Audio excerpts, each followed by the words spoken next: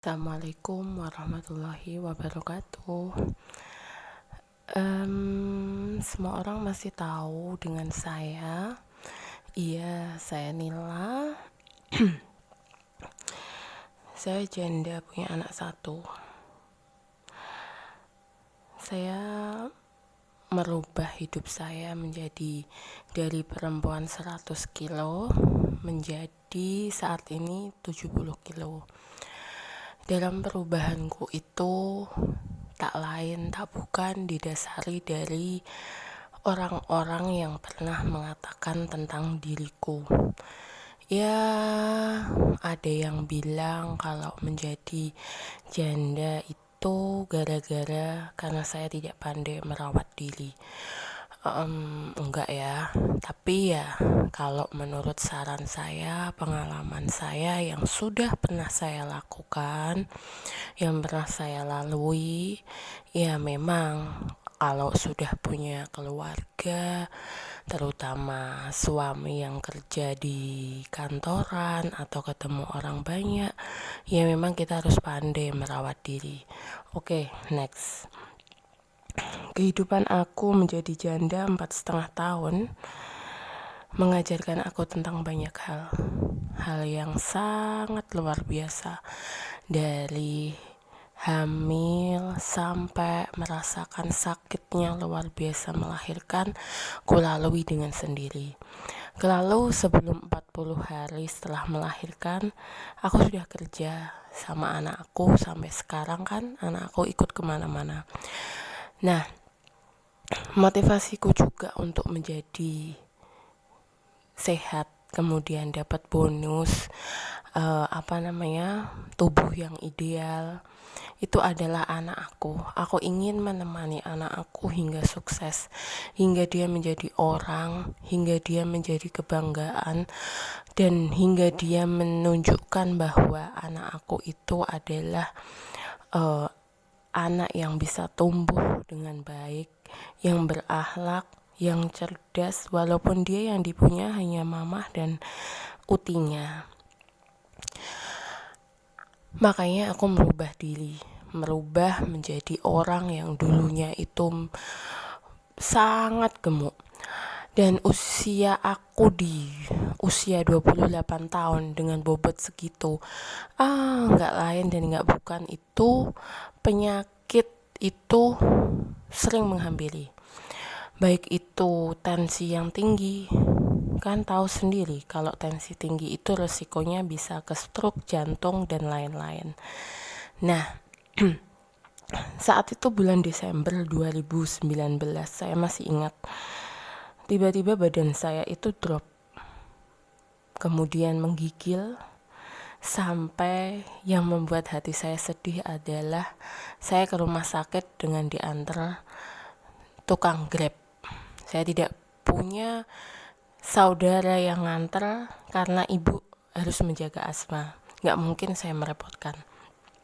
Akhirnya saya order Grab waktu itu. Sesampainya di rumah sakit di UGD itu saya ingin berkehendak ya untuk pulang rawat jalan, tapi pihak susternya dan dokternya waktu itu tidak mengizinkan karena posisi saya kondisi mual-mual. Dan benar saja, penyakit yang saya derita karena tensi tinggi dan vertigo. Lalu saya dikasih opsi pilihan penyakit dalam, yaitu dokter Lukman. Besoknya dokter Lukman visit di ruangan, dan kunci kata-kata yang dokter Lukman katakan saat itu adalah, mbaknya harus turun berat badan, tidak ada yang tidak bisa. Nah, kuncinya itu. Dan lalu akhirnya saya kembali ke pemikiran awal saya bahwa mulai sekarang saya harus menjaga pola makan saya, dan saya harus merubah hidup saya menjadi lebih baik agar aku bisa menemani anak saya. Lalu kulakukan itu mulai setelah keluar dari rumah sakit ya. Saya lakukan itu Berarti Januari sampai sekarang ini di berat yang ideal, kondisi saya itu alhamdulillah luar biasa. Allah kasih yang luar biasa. Allah berikan kenikmatan kesehatan, bahwa memang sehat itu sangat mahal, sangat luar biasa, itu terbukti. Karena kalau kita tidak bisa menjaga, kalau kita tidak bisa menghargai pemberian dari Allah itu, syukur yang kita lakukan itu adalah menjaga. Syukur yang kita lakukan adalah menjaga, bukan merusak. Ya, keinginan untuk makan itu hanya sejengkal di tenggorokan. Tapi untuk setelah ke tenggorokan sampai perut itu yang menentukan kehidupan kita di masa depan. Ya kan? Makanya ya itu perubahan saya, perubahan menjadi lebih baik, perubahan menjadi bisa lah, ibaratnya di usia saya tetap seperti usia saya, tidak menjadi tua, kan begitu. Harapannya kan menua dengan sehat, menua dengan yang cantik, kan gitu. Nah, lalu menjadi janda itu berat sekali. Nggak ada yang bilang kelihatan saya bahagia. Iya, saya tipe orang yang sangat menghargai waktu. Saya tipe orang yang tidak pernah berusaha menampakkan sebuah kesedihan di hadapan orang, terutama di orang-orang yang aku sayang, yaitu anakku dan ibuku. Nah, sedikit cerita saja. Saat itu saya mendengar bahwa saya menjadi janda itu banyak yang iri. Ya, mereka iri karena kehidupan saya itu tidak ada yang dikekang. Kemudian saya bisa keluar kemana-mana. Padahal jika boleh aku memilih, jika aku bisa memilih, saat itu saya nggak mau untuk menjadi janda, ya kan? Yang saya lakukan, saya bisa keluar kemana-mana itu karena apa? Saya asma dan ibu saya itu juga manusia, memiliki rasa jenuh, memiliki kebosanan, memiliki rasa yang kalau di rumah terus itu malah justru stres, kan gitu. Kemudian asma itu putri satu-satunya saya yang setiap hari menemani saya kemana saja, baik itu panas, hujan, dia selalu saya ajak. Ya, karena saya lebih baik seperti itu daripada saya menitipkan asma ke orang. Terus terang saya belum pernah yang namanya belum bisa percaya, kan gitu. Jadi saya merubah diri menjadi seperti ini, dari perempuan 100 kilo ke perempuan 70 kilo kayak gini ini. Sebenarnya juga banyak yang salah paham, salah persepsi bahwa dikira saya hidup enak-enak, tapi enggak. Saya tahu mereka seperti itu karena mereka belum merasakan menjadi seorang janda. Suatu saat ketika menjadi janda, pesan saya, janda itu tidak harus menjadi sebuah perceraian, tidak harus dari perceraian. Janda itu jalannya Allah beri 1001 cara. Ada yang pagi ini baik-baik saja dengan suami, dengan pasangan, ternyata Allah berkehendak lain. Allah cabut nikmat sehatnya, Allah cabut nyawanya, kontrak dia di dunia sudah selesai. Nah, itu juga bisa menjadi jalan untuk janda. Maka dari itu persiapkan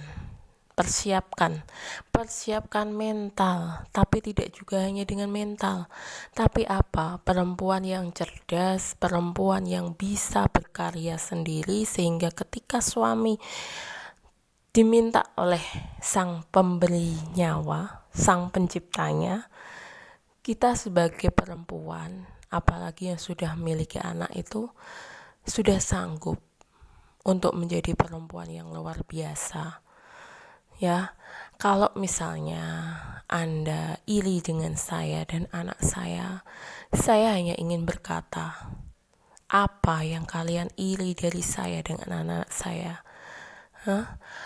Sedangkan kalian justru memiliki keluarga yang sangat diidamkan oleh para single parent, ya kan?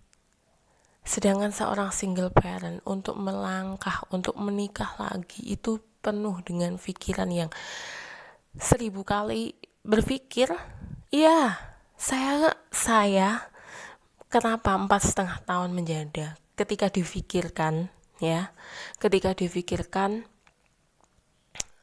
kenapa? Mungkin Nila nggak laku. Saya nggak sombong.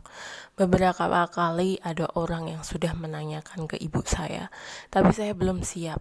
Belum siap apa? Belum siap mental saya.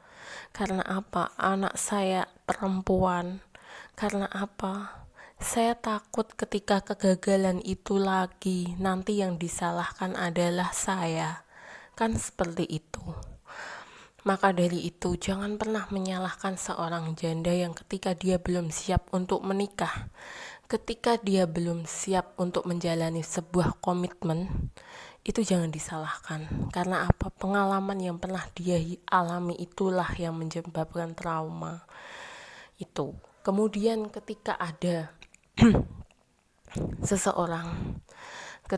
seseorang yang mengaku dirinya itu bisa menjadi janda kayak gitu aja mudah, saya hanya bisa berpesan, semoga saja ketika Anda menjadi janda, Anda jauh lebih baik dari saya hanya bilang seperti itu. Karena apa? Jadi janda itu jadi ayah sekaligus ibu. Perannya itu loh 2, tidak hanya soal pekerjaan, nafkah, tapi perannya adalah mendidik. Orang yang anak yang didikannya dengan orang tua lengkap saja, ada yang gagal. Kan seperti itu. Saya berdoa setiap hari, ya Allah, lindungi anak saya. Ya Allah, jadikan putri saya putri yang walaupun tidak mendapatkan kasih sayang seorang ayah, tapi dia menjadi perempuan yang tangguh. Itu yang sangat sulit. Tidak ada hal yang tersulit selain pendidikan. Kemudian ketika anak sakit, Anda yang memiliki pasangan, Anda bisa berkeluh kesah, tanya pertimbangan ini nanti dibawa kemana, dokter mana. Saat itu saya harus memutuskan diri sendiri, anak saya harus sembuh, maka saya harus seperti ini. Anak saya harus sembuh, saya harus seperti ini. Stres. Jika saya boleh berkata, saya stres. Saya ingin sebenarnya bercerita kepada orang, tapi bagi saya, sudahlah, ini masalah saya. Ya, makanya dengan saya merubah hidup, merubah pola makan menjadi lebih sehat, kemudian kehidupan saya seperti ini, saya hanya ingin sehat. Karena ketika sakit biayanya mahal dan saya nggak ada yang ngasih gitu loh. Saya nggak ikut BPJS, jadi ketika saya sakit, saya harus bayar rumah sakit, saya hutang. Saya ceritakan ini. Maka dari itu saya melalui proses yang sangat panjang, sehingga saya harus merubah hidup saya, harus sehat. Itu tujuannya, yaitu biar saya bisa kerja maksimal, biar saya itu tidak sakit, tidak merepotkan orang. Ya, jadi buat kalian yang suka memandang rendah saya, buat kalian yang menilai negatif tentang saya, nggak apa-apa, tanya ke saya lebih baik. Tanya yang lebih baik. Ya, jangan yang ibaratnya membicarakan yang tidak-tidak di belakang. Seperti itu. Ya, salam sehat. Assalamualaikum warahmatullahi wabarakatuh.